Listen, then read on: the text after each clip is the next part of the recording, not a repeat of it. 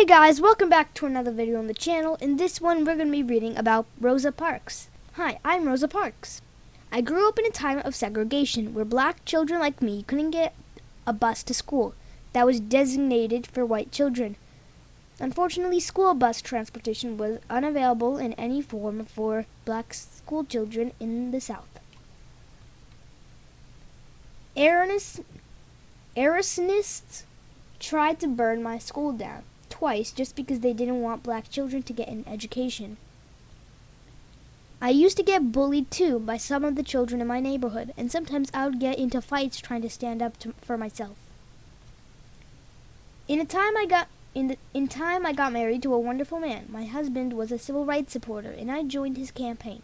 We believed in equal justice and were committed to achieving it too. The lack of justice for people and color and the daily mistreatment that I observed was too much to bear. One day I boarded a bus and paid the fare. I chose a seat, but the driver told me to follow city rules and enter the bus again from the back door. When I exited the vehicle, the bus driver drove off without me. I was really sad about it. Another day, I resisted being kicked out of the bus seat to make room for a man just because he was white. I refused to move, and the bus driver had me arrested, though I had committed no crime. My arrest sent a message to people loud and clear, and a boycott of the buses began. People demanded fairness.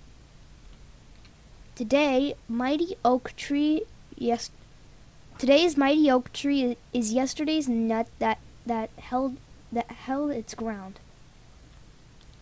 I became a very famous face in the civil rights movement, which of course also attracted a lot of negative attention from people. By the more they tried to silence me, the more outraged we became. We began a campaign called the Montgomery Bus Boycott, which proved to be effective. My work ended segregation on public transport, and I devoted my whole life to campaigning for equality. Though I had been afraid, I did what I knew was right, and it changed the world. I believe we are here on the planet Earth